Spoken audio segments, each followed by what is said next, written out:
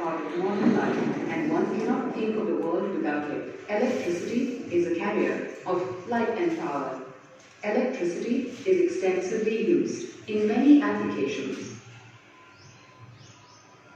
from nano-sized motors to man-made satellite.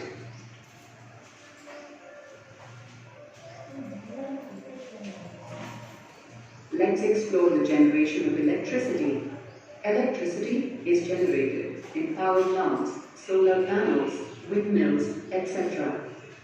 Let's see how electricity is transmitted. Transmission of electricity is done by a network of electric cables, which can be found in electric poles as shown.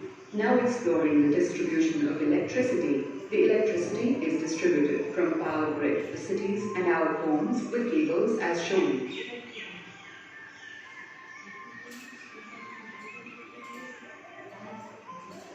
Entire world is functioning with the magic of electricity. Whole world runs on electricity, from vehicles to clubs. The entire globe is lightning because of electricity. Electricity gives life to entire machinery of the world. The significance of electricity is immense in current functioning of the world. Without electricity, our lights at home will no more work. Without electricity, we will again go back to dark ages, where there will be no communication, no transport. Computers are dead. Manufacturing stops. No medical treatments. No gadgets. We can't think of survival in the world without electricity. We will try to explain the basics of electricity and its nature in the present video.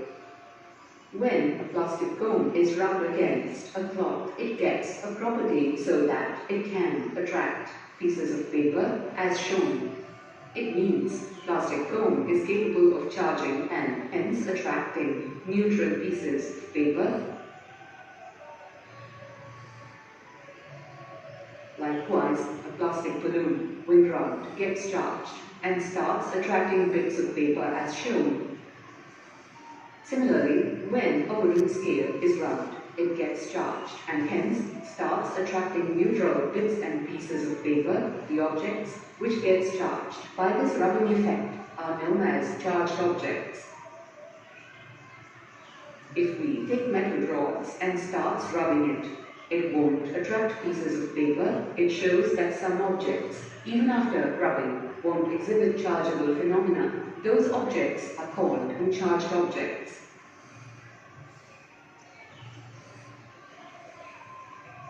Metallic rod, metallic pen, and metallic comb are some of the examples of unchargeable objects.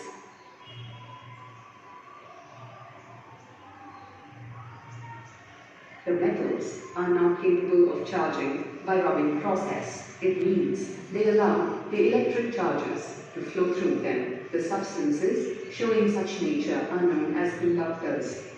While plastic rod, plastic comb, rubber balloon, and many other objects do get charged on rubbing, meaning they do not allow passage of electric charge through them as it remains on their surface. The substances showing which behavior are known as insulators. Let us now explore the nature of charges acquired by objects. If you rub a plastic rod by a fur and suspend it by a string, now rub a second rod by the fur and bring it near the suspended rod.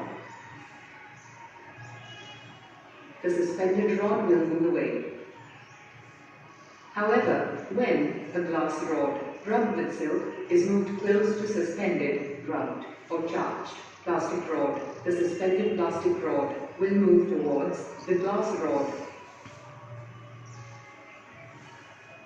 From the above results, we conclude that a charged object exerts a force not only on the charged ones, but also on the uncharged objects.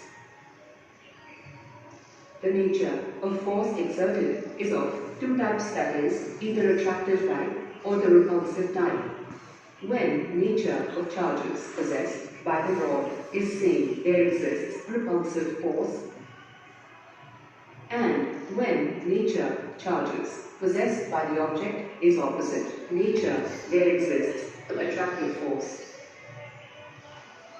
Because of difference in behavior of the charges, we can arbitrarily utilize this freedom and associate a sign of positive or negative with charges for our convenience of understanding.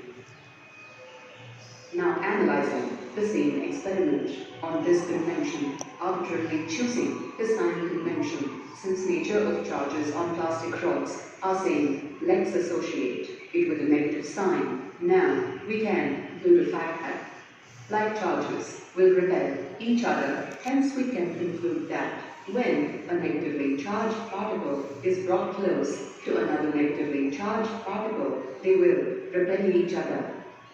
Now, in second case, as we have chosen the plastic rod to be negatively charged, and since the charge on glass rod is of opposite nature, let's call it a positive charge.